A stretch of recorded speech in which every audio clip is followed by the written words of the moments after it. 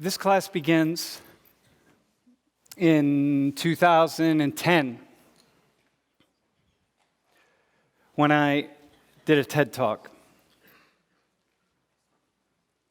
And the TED Talk was called A Radical Experiment in Empathy. And in this talk, I walk Americans through the lives of average Iraqi Muslims to give them a sense of what it would be like to go through the wars, the invasion, the sanctions, and all of the things that Iraqis have gone through. And I set it up so that at the end of the talk, people would have the opportunity to imagine what it would be like to be those guys. And are they vicious, violent terrorist killers, or are they patriotic defenders? That's the question that I asked the audience. I got an email from this guy. And he's the first Iraqi who emailed me. And before I started reading, I was a little bit nervous because I thought, I didn't vet this talk with any Iraqis. So I don't really know what Iraqis, I know they're going to think many things, but this was the first Iraqi who reached out to me. And what he said was, I'm not sure how Americans are viewing this talk. But I have to tell you that I'm an average Muslim Iraqi. Typical, normal. And I have to tell you that what you said is largely what me and my friends say about this invasion and this war. And he, as it turns out, had lived 8 years in the United States. He says, so I don't have a problem with the United States. He spoke English very well. And he said, I love Americans. I have American friends. I love the United States. Spent 8 years there. And but what you said is really on point. And so I said immediately, hey, so we Skyped, we talked to each other and started a correspondence. And I said, could you Skype into my class? I'm teaching this section, I'm teaching Intro to Sociology, a section on war. It'd be really good for my students to talk to you. You could just tell them what life is like on the ground. And he said, okay, I'll be happy to do that. So he Skyped in. Students enjoyed it. It was very interesting. It's fascinating. We were able to show photos, and he was able to explain what was going on and talk about interacting with American troops and what that was about. Lori and I were in a hotel in St. Louis on the day of the wedding of a friend of ours, and we get this message on Facebook. I see it on Facebook, and it says, Basim is sad. And I say, Basim is sad? Huh, that's interesting. And then I see some responses, and they have sad faces. And so I start translating it. And then I say, no, that can't be possible. So I translate it again. And I say, no, that's not possible. I try a different translator, and I translate. And here's what it says. In the middle of the night, coalition airplanes targeted 2 houses occupied by innocent civilians. This barbarian attack cost the lives of my wife, my daughter, my brother, and my nephew. May they rest in peace, and may Allah Almighty accept them as martyrs. Is this American technology? Is this American technology?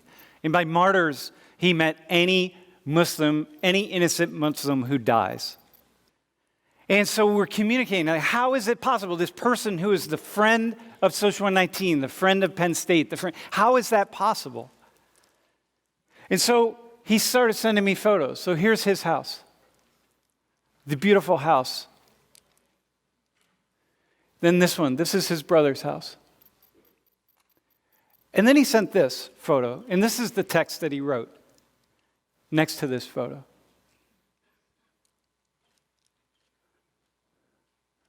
The night before she was killed. So you can imagine what do you say? What do you say? And then this one. Isn't that? They even killed my dog. And so with a very complex range of emotions, of joy and friendship and deep sadness and deep grief, and I wish I wasn't doing what I'm about to do because it would mean none of this ever happened.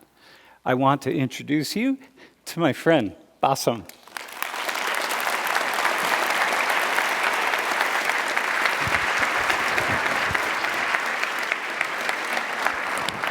I'm Basim. I come from Iraq. I'm an Arab. I'm a Muslim. I'm a friend of everybody. So listen, tell us about your life in Iraq before the war, before all of this happened. What's your life? Well, I returned from the United States in 1988. I was drafted into the Army Corps of Engineers in July of 1988. And then I was serving in the Corps of Engineers for 2.5 years. During the invasion of Iraq, of Kuwait, I was in the Army. And then I was released 2.5 years later. And then in 2011, I was introduced to a Chinese company. It's called Huawei.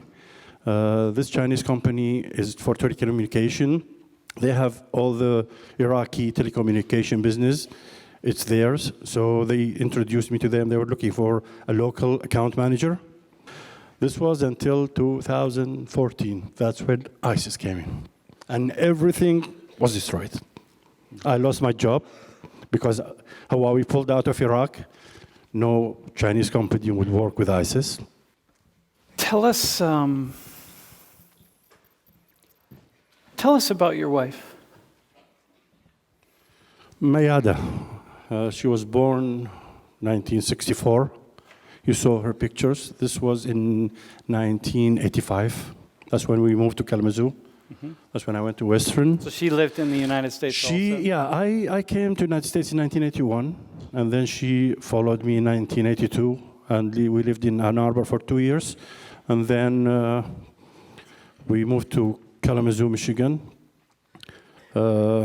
She was a loving person.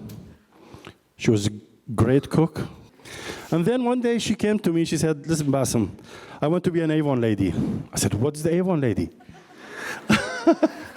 Well, she said, well, Avon is a cosmetic company. I will be a representative for them. I can go. We lived in an apartment complex just the block. She said, I will just go around the block because she did not drive. I said, well, whatever you do, I'm not driving you. She said, no, I'll be close. At the end, she was making like $2,000 of sales a week. She became very good in Avon. And the first thing she bought me, I was into photography. She bought me my first SLR camera. And then we came back home. She did not want to go back. She really did not want to go back. But my parents, you know the culture, my family, they said, no, you have to come back. So we went back to Iraq. When we went back to Iraq, we lived in my parents' family until we built our house. We stayed for about 7 or 8 years in my parents' family. That's when we moved to our house. Mm-hmm. She was a very loving person. Tell us about Tuk, your daughter. Toka, she was very lively. Sometimes she was diagnosed with ADHD.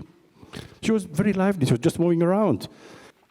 She would always take my side against her mother, typical of girls.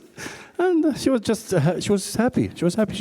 She was expecting her son, her brother to get married. She cannot wait to hold his child. Just typical of any girl who looks, she was going into college next year. So she was... 2015, she would be in college. So she was 17? Yeah, she was 17. Yeah. And Yahya, your son. So Yahya born 1990. In the accident, he was not in... No. When ISIS entered Mosul, I was really afraid for Yahya's safety. So I asked him to leave immediately. So he left like a week after. Mm-hmm. So he left to Erbil. He stayed in Erbil for 6 months. And because he was, like I told you this morning, because he was a bachelor, he was not allowed to stay in Erbil. So he moved to Baghdad. So he was saved. If he was in Mosul, probably he would have been killed too.